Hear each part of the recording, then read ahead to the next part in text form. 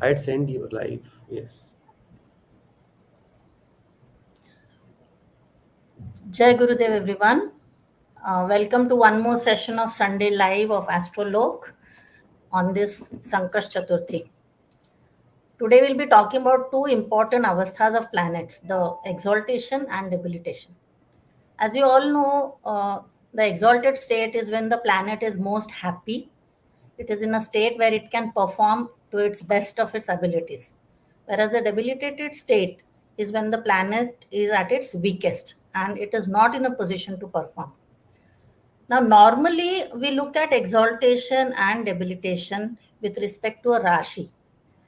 Example, we say Sun is exalted in Mesh Rashi, Mercury is exalted in Virgo, Venus is exalted in Pisces, and so on. But today we will try to take a look at the deeper level as to within a Rashi how a planet gets exalted or debilitated in a particular nakshatra, and that too in which pada of that nakshatra and why. We all know that each Rashi is of 30 degrees and each nakshatra is of 13.2 degrees. And each nakshatra has four padas made up of 3.2 degrees. Now, every planet is strongest or weakest at a particular degree. And this degree falls in a particular nakshatra and in that too in a particular pada. So each nakshatra has its characteristics, and further, each pada gives a different flavor to those characteristics. So today our attempt is to try and understand how a particular Rashi and how a particular nakshatra contributes to the avasthas of the planets. Now, since there are many planets, we have divided this part into two parts, and today we will be covering four planets that are strongest and weakest in the Kendras. That is Sun, Jupiter, Saturn, and Mars. And now I will request UD to take you through the planet Sun. So I'm going to share a screen now where we can see a few images of the exaltation and debilitation. You can see my screen. Is it shared? PPT. Yeah. Yeah, now it is shared. Yeah. Great. So first we are going to talk about Surya. So Surya gets exalted at 10 degrees in the Rashi of Aries, which is the Mesh Rashi. And the Tattva of that Rashi is Agni, as you can see in the PPT. And the Rashi Lord, which is Mangal. Again, the Tattva of it is Agni Tattva. And the exalted degree at which like the sun is exalted is at the 10 degrees, which falls in the Ashwini Nakshatra, which is Prithvi Tattva, and the lord of it is Ketu, which is again Agni Tattva. So the first house of the Kalpurush chart is where the Mesh Rashi is, and Sun is also Digbal there.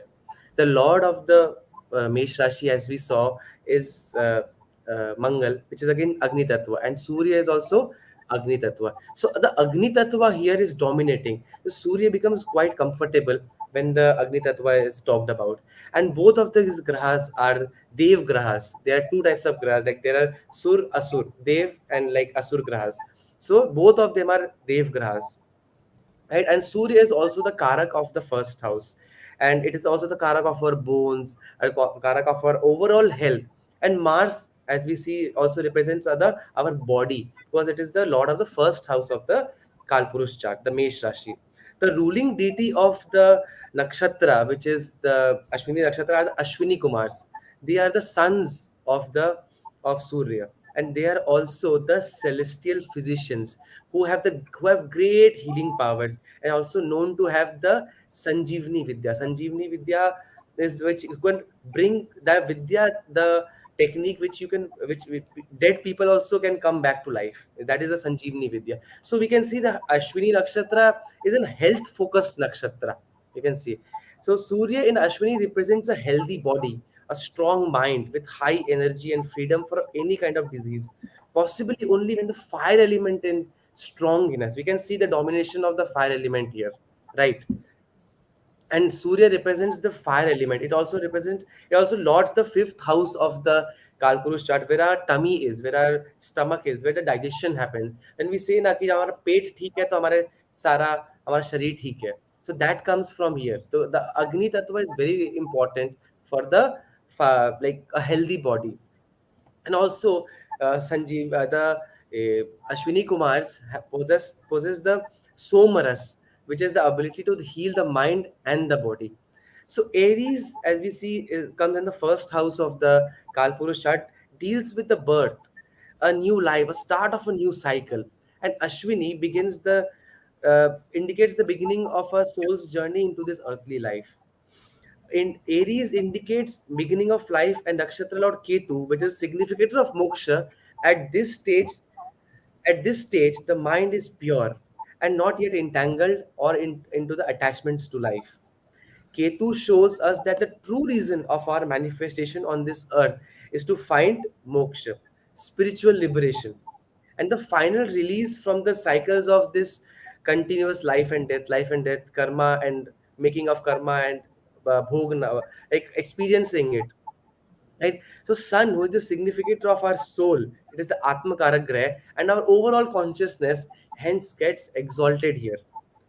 Okay, the the symbol of mesh, when we see the symbol, these the symbol of these nakshatras and these rashis have a very like important meaning to it. They're just not given like that. It has a very important meaning to it. So symbol of mesh rashi here is the of a sheep, and the nakshatra lord here is Ketu. It is also called as the headless planet, right? So Mesh person always needs a guide, a mentor, a good Surya who can guide him to move ahead. And horse is the symbol of the Ashwini Nakshatra. It is an animal which is always ready to make a journey, not for its own ends, but for its rider or with, uh, or for its rider or for the others, which matches the characteristic of a king. King is also represented by the sun. Horses are quick, agile, they are speedy and straightforward. They have a no nonsense approach.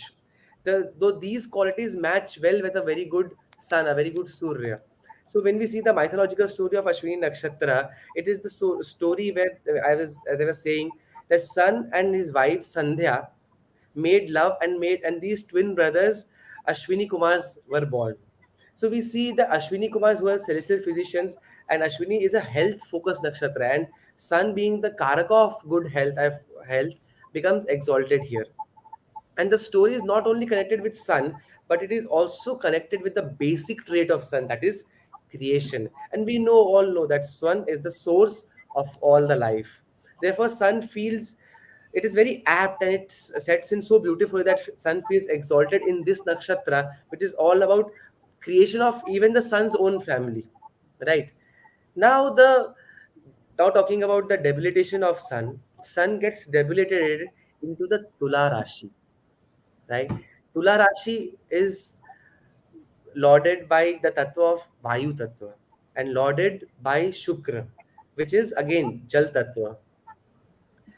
Nakshatra Lord and Nakshatra, it again gets debated into the 10th degree of the Tula Rashi when the Swati Nakshatra falls, whose whose tattva is Agni, but it is lauded by Rahu, which is the Vayu tattva, and it is getting debated in the first pada, which falls in the which falls 6 degrees 40 minutes to 10 degrees. So seventh house, when we see seventh house where the Tularashi is, it represents the evening time.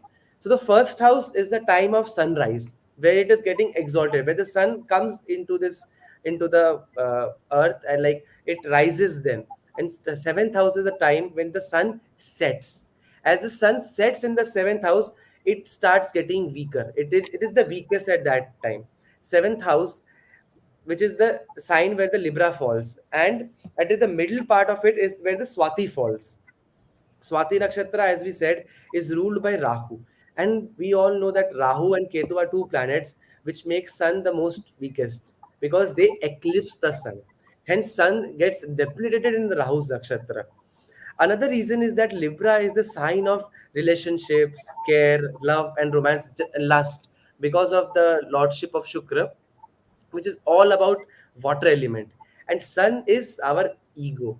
So if you want to maintain relationships, you have to let go of your ego. So sun gets debilitated here. Sun is a primary player of the Dharma Trikon. So Dharma Trikon is the 159. So like the Mesh Rashi, the first, fifth, and the ninth house. And these houses in the Kalpurush chart is the Rashis that fall here are the Mesh Rashi, the Leo Rashi or the Sim Rashi, and the Sagittarius or the Dhanu Rashi. So we see that we know that Sun is the lord of the fifth house, the primary karak of the first house, and the secondary karak of the ninth house. Sun, when goes into the seventh house of Kam Trikon is the third, seventh, and the 11th. It is all about desires and desire fulfillment. And seventh house, particularly, is the house of desires. It naturally becomes debated there.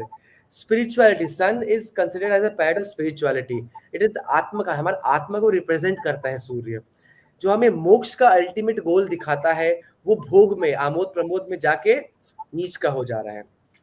Sun, also as a planet of Agni Tattva, is now in the Jal Rashi. Atmakarak Surya, who is the vision to see beyond, the vision to see beyond, the creativity that which is inside us is given by the Surya.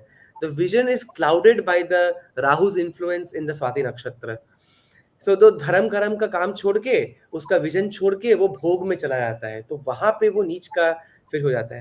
Planets in Swati indicate the depth of the soul's involvement in materialism because of the Venusian aspect, because of the Tula Rashi. Tula Rashi is the marketplace. Under Swati, which is Ratsik, there is the impulses of the material gain. And Rahu is the reason why we have come to this planet. And this desire is what keeps us coming back again and again. Rahu, which is the Rahu. The indicator of the soul, which is Sun, is totally opposite to this. And it gets debilitated here.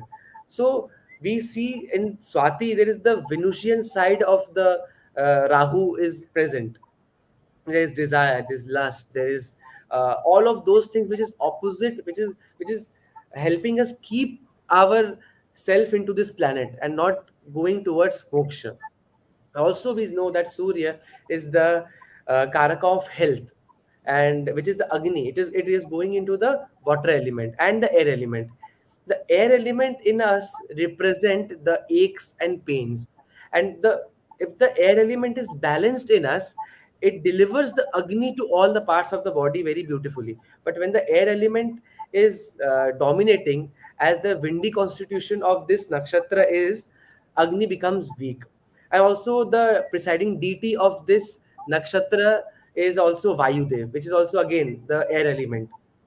So the air element is dominating in this nakshatra and in this Rashi.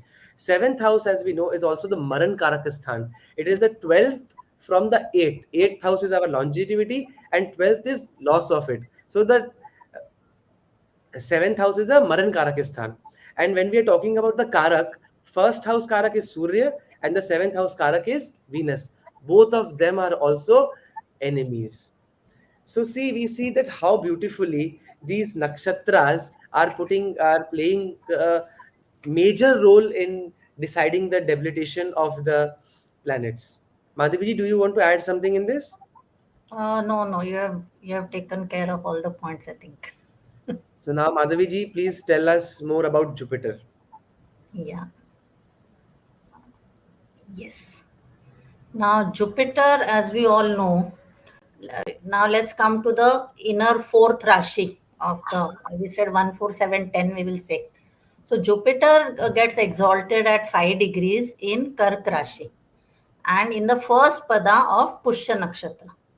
Pushya Nakshatra is the 8th Nakshatra in the 27 Nakshatras. Now, the Rashi is Cancer, Kark Rashi, which is of Jala Tattva.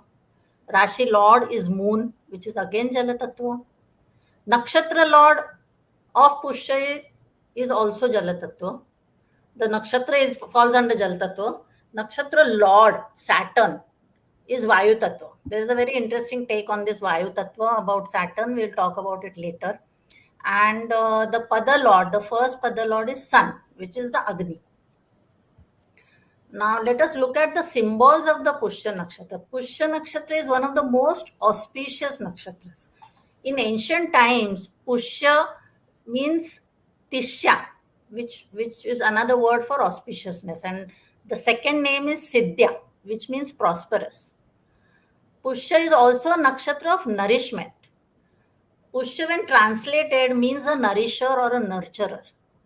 One of the symbols of Pushya Nakshatra is a milk yielding udder of a cow, which represents nothing but nourishment and care, given not only to its own calf, but to everybody. The second symbol of Pushya is lotus, which represents pure knowledge. Now, let us look at some of the reasons why Jupiter gets exalted in Cancer Rashi first. As I mentioned earlier, Cancer is a water sign ruled by Moon, and it falls in the fourth house of Kalpurush Kundali, which represents our house, our mother, our mind, the throne of the queen, and all our luxuries and comforts. This house is all about nurturing, protection, focusing on emotions and family.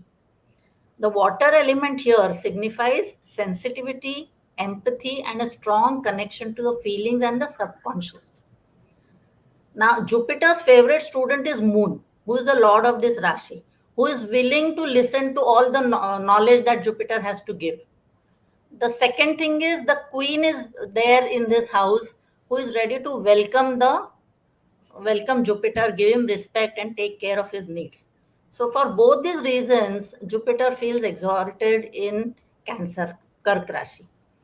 Now, let us go to why particular Pushya Nakshatra. Because Jupiter's nurturing nature blends very well with the positive qualities of Pushya. Jupiter deals with knowledge, teaching, advising, and expansion on a spiritual level.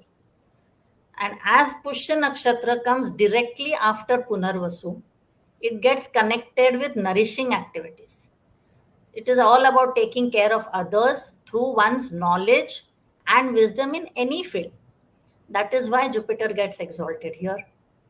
However, the interesting fact is that the nakshatra lord of Pushya is Saturn, which is its opposing force to Guru. Saturn is tamasic and very much concerned with the worldly affairs. Now, Jupiter's exaltation here indicates that Saturnian restrictions are necessary for wisdom to dawn on a native, for harnessing of knowledge and creating strength. Unless one goes through hardships and repays one's karma in life, wisdom doesn't dawn.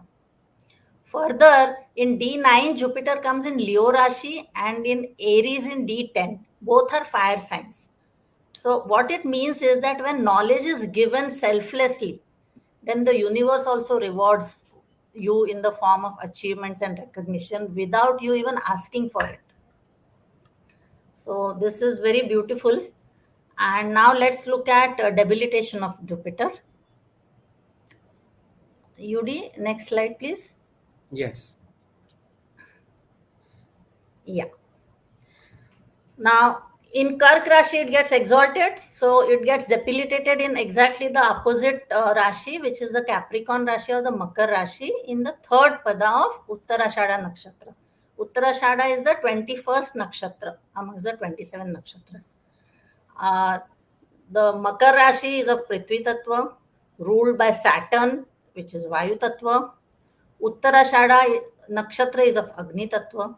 The Nakshatra Lord of Uttarashada is Sun, which is again Agni Tattva. And the third Pada Lord is Saturn, which is Vayu. So all mainly Agni and Vayu are playing here. Now let's look at the symbols of Uttarashada.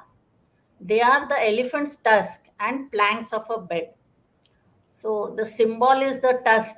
What does a tusk signify? It signifies combat, struggle, and fighting spirit.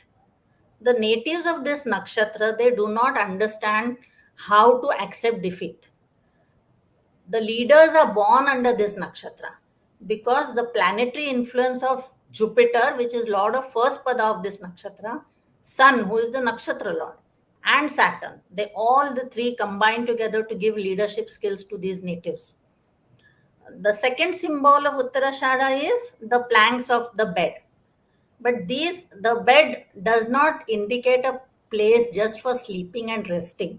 It has a very different, deeper meaning. What it signifies is that sleep is necessary requirement to open our minds to higher dimensions. Rest is used in yoga to relax the muscles so that we are able to perform the next asana slightly better way. In the same way, Uttarashada creates conditions for relaxation of the body so that the mind can move further along its path of enlightenment. Now, let's look at some of the reasons why it is debilitated. The ruling deities of this nakshatra are Vishwavedas, which are universal gods, and they show that Uttarashada has to concentrate on worldly issues. These natives are extremely focused and goal oriented in the materialistic life. They can rise in careers and positions because of their knowledge, leadership skills, and fighting spirit. They do not get much into spirituality or religion. And this is the main reason why Jupiter feels debilitated in this nakshatra under the sign of Capricorn, which is the Rashi of Karma. Further, if we look at the first pada of Uttarashada falls in Dhanu, ruled by Jupiter, whereas the other three padas fall in Makar, ruled by Shani, and the nakshatra lord is Sun. Now, Sun signifies the consciousness, our soul, and combined influence of Saturn and Jupiter moves this nakshatra in a wholly different direction. Jupiter here teaches wisdom through knowledge, while Saturn teaches knowledge through experiences of life. They both guide us. Jupiter by expanding our intellectual horizons, and Saturn by bringing about restriction, which leads ultimately to self knowledge. But the Jupiter, the planet of knowledge and wisdom, is debilitated here because in Capricorn part of Uttarashada, new wisdom has to be gained through life experiences, which is a role of Saturn, and Jupiter has no role to play here in avoiding the harsh realities of karma. That is why it is debilitated here. So, UD, will you please take the next planet, Saturn? So, yes, so beautifully explained. And we are uncovering that how not the Rashis are having an impact on the debilitation and exaltation of the planets, but how beautifully the uh, nakshatras are also playing their role in the avasthas of these grahas. So now moving on to the seventh, the again the first and seventh axis, we see how Saturn is exalted and debilitated. So Saturn is yeah, exalted in the Libra Rashi or the Tula Rashi. The Tattva is Vayu, and the Saturn's Tattva is also again Shani's Tattva is Vayu. Rashi Lord is Shukra, who is Jal Tattva, and it gets exalted in Swati Nakshatra, where Surya, who's the deadliest enemy of Shani, gets debilitated. It is the Agni Tattva. And the Nakshatra Lord is Rahu. And again, the Vayu Tattva is coming here. We know that Saturn is Digbal. It gets a special strength in the Tula Rashi. So now when we look at the symbol of Swati, Swati means a very good or the independent meaning of Swati first we look at. Swati means a very good or the independent one. One of its symbol is of a young sprout swayed by the wind. So natives under this nakshatra are extremely independent and want to flow with the wind. It also means that the initial years of the natives of this nakshatra can be unstable till a point when it comes to their life that things start becoming stable. Another symbol of it is the coral, and which has a hard outer sheath, but it is self-propagating. It lives in a marine environment which it affects both and which it both affects and is affected by. The coral affects the environment and is also affected by the environment. Another symbol, this symbolizes that the human being who lives in the world which influences his life, but in turn the human being makes an impact on the world around him as well.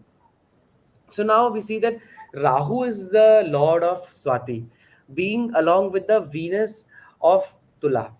There is a strong urge of luxury and comfort. Rahu and Venus influence together is a highly indulgent combination, and that is why Saturn, whose Mool Trikon Rashi, which falls in Kumbh in the Kam Trikon. And when it comes into another Kam Trikon, Tula Rashi, it gets very comfortable. Saturn, which represents labor class, after a hard day's work, wants to indulge in entertainment. Libra Rashi is the Rashi of entertainment, marketplace, all about indulgence and entertainment. Swati falls in the seventh house and of the Rashi, out like the Tula Rashi of the Kalpurush chart, which is the second half of the chart. When we see first, it is the our Kalpurush chart is made of 12 houses, and the seventh house is the starting of the second half of the chart, as well as of our lives as well. Plus the evening time of the day. So does Saturn. Saturn is old and represents late success, that is at the age of after the age of 37, 36. Saturn represents the evening time of life. We see the location of this nakshatra in Libra indicates that the experience of the full involvement of the earth, the materialistic pleasures will bring with it dissatisfaction, because the scales will be laden on the one side. Once success is achieved, we feel empty, alone, and dissatisfied with our achievement. Many try for more success, but the correct thing is to look inwards. Libra is that stage when we start to think about spiritual meaning, but only once after the urges or the other urges have been fulfilled. The spirit is encased in the outer physical sheaths, which restrict it, while is the further enhancement depends upon the development of the inherent potential. Equilibrium is reached when the tension of these two opposing forces become equally balanced. The presiding deity is Vayu, which rules the material world along with Agni, which is the fire, and Surya, the sun. Its area of operation is the pran. The Vayu is the pran shakti in us, the life breath without which we would not perish, without which we would perish. Our desires and the intellect are controlled by the Vayu element, which makes Swati essentially materialistic and involvement in the mundane pursuits. So we see how Saturn gets exalted in the Swati Nakshatra. Now we see the debilitation of Saturn. So Saturn gets debilitated in the Mesh Rashi, which is the Agni Tattva Graha, which is the Agni Tattva. It is lauded by Mangal, which is again Agni Tattva. And also in the Nakshatra of Bharani, which is again Agni Tattva. And the Nakshatra Lord is Shukra, which is Jal Tattva. So we see how important these tattvas are uh, while deciding the exaltation, while deciding the avasthas of these grahas. Now let's look at the why it is getting into debilitation. So the fundamental principle when we talk about the Bharani Nakshatra is all about revival, transformation.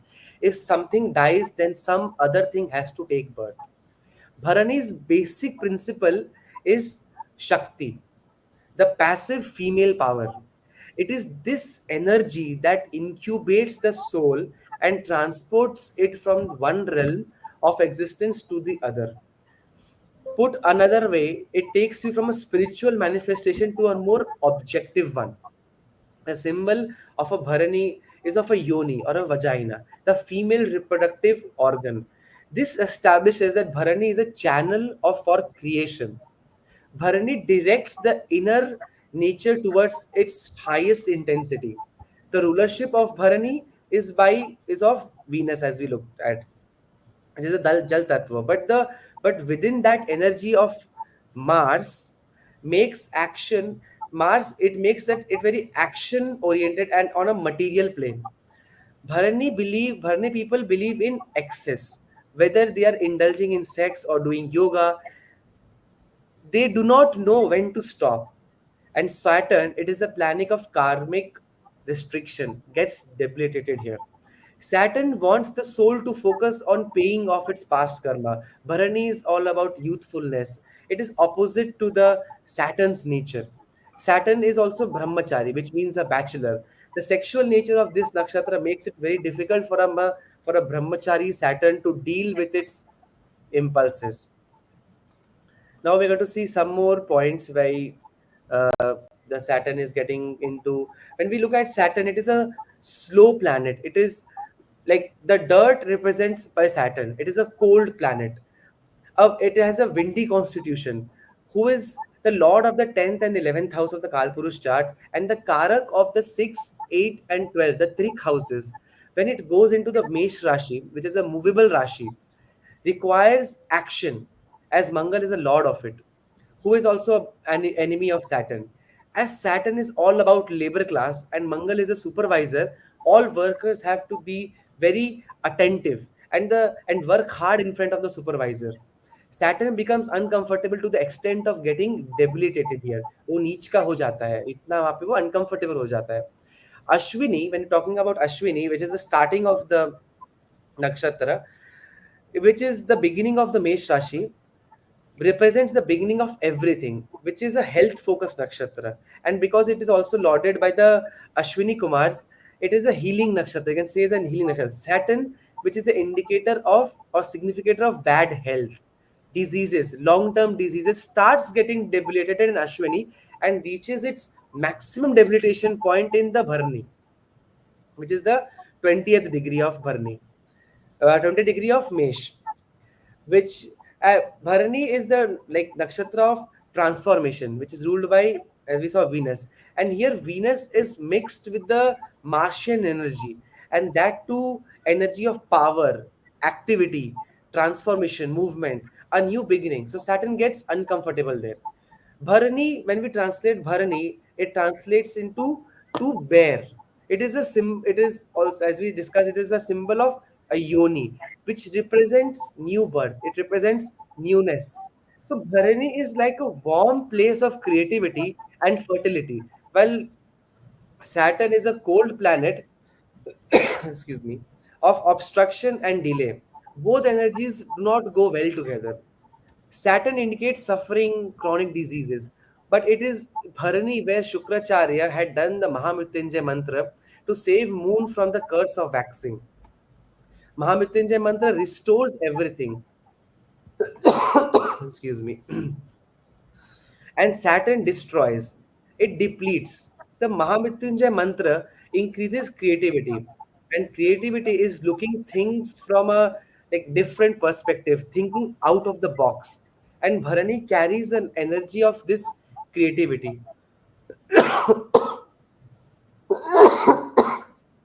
Extremely sorry for this.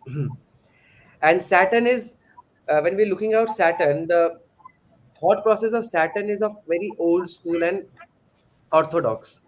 Bharani has healing energies. By negating the negative energy or substances like the yoni, which is the symbol of the Bharani, removes the negativity from a woman through its menses, through the menstrual cycles. And Saturn is all about disease. Bharani is a Rajasic nakshatra. Rajas is movement and activity, and Saturn is a Tamasic graha, which is lazy, slow, and it is responsible for procrastination. Saturn burns in the fiery sign of Mesh, where Surya gets exalted. Mesh is like the throne of Surya. It becomes the most powerful there. If we look at the story how Saturn was born, we see that due to the excess heat of Surya, Sanjana created Chaya, from which Shani was born, and was always hated and looked down by his father Surya. Saturn feels extremely unhappy at the place where his enemy, be his father, gets the most strongest. So that's all about Saturn debilitation. We'll now move on to the Mars.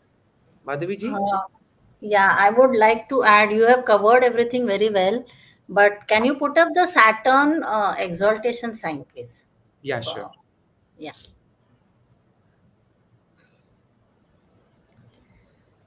Yeah. Uh, Yeah.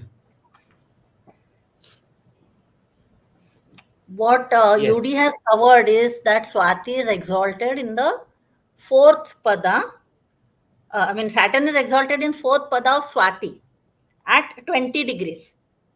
Now, when we researched, we found that some of the books and have also, because it's the borderline, they have also said that Saturn is exalted in the first pada of Vishakha Nakshatra, which starts from 20 to 23.2, because it is at 20 degrees that Saturn is exalted. So we will little bit look at why Vishakha also, because that also we are getting reasons and how it is affecting the exaltation of Saturn. So there in Vishakha, the nakshatra lord is Jupiter. The Rashi lord is again Libra. If it falls in Libra, so Rashi lord is Venus. And the D9 lord of the first pada of Vishakha is Mars. So in Vishakha, the first three padas fall in Libra, Tula, ruled by Venus. And the fourth pada falls in Scorpio, ruled by Mars. Now Saturn is exalted in the Libra portion, and Moon is debilitated in the Scorpio portion of the same nakshatra. So this shows a great duality of that nakshatra. Saturn's exaltation forces the soul to learn from its experiences life and change its outlook. So the symbols of Vishakha are potter's wheel and gate to an archway. So that symbol also, the wheel shows the static nature, the inner core, which is steeped in tamas of the worldly illusions of our soul. Whereas the clay fashioned by the potter, it is likened to life, how life gives us experiences and shapes us in different ways at the hands of destiny and experiences of life. So it helps us to mature. That is why the potters and the steer of the potter. Whereas the archway represents the threshold of a new life. The change of that soul is yet to take place, as the soul is looking from outward to within, and it is at that archway border. So it has reached a point in life where there is a desire to go towards the inner sanctum, the great unknown, but it has not yet begun the journey. And the first pada, the nakshatra lord is Jupiter. So the advisor and the teacher to God, who is the lord of Vishakha, is ready there to steer the soul from this earthly responsibilities to a more spiritual dimension. So this is really very, very interesting to look at it this way. And Saturn in Vishakha bestows all its qualities that it considers necessary for the soul's growth, like discipline, responsibility, practicality. So Saturn gives all the qualities and then makes the soul ready to take on a different journey. So I just wanted to add this bit to Saturn. Now let's look at Jupiter, sorry, Mars, which is the fourth and the last planet that we'll be covering today. Uh, Mars is exalted at 28 degrees in Makar Rashi and in the second pada of Dhanishta Nakshatra, which is the 23rd Nakshatra. Capricorn Rashi is ruled by Prithvi Tattva. The Rashi Lord is Saturn, which is Vayu Tattva. Dhanishta Nakshatra is Akash Tattva. Nakshatra Lord is Mars, which is Agni Tattva. And the second pada, that's the D9 lord, is Mercury, which is Prithvi Tattva. And Dhanishta is ruled by Mars, as I told you. And Mars is the only planet to be exalted in its own nakshatra. Like we say, Mercury is the only planet to be exalted in its own Rashi. That way, Mars is the only planet to be exalted in its own nakshatra. Capricorn Makar Rashi falls in 10th house of Kalpurish Kundali, where we know Mangal becomes Digbali also. And Capricorn is ruled by Saturn, representing restriction. But Dhanishta is ruled by opposing energy Mars, which stands for bravery and action. So here the energies of Mars, Saturn, and the Prince, which is the second pada lord, the Namansha lord, they come into play. Now let's look at the symbols. And it is Dhanishta represents music, celebration, harmony, and its natives are known for its artistic talents. They have lot of social charm and zest for life because of the energy of Mars. The symbol is drum or flute. Now both these instruments are hollow inside. So drum implies beating to the rhythm of someone else. Even flute, someone else plays his song through the flute. So same way, Mangal, who is a warrior, comes into action only when commanded by the king.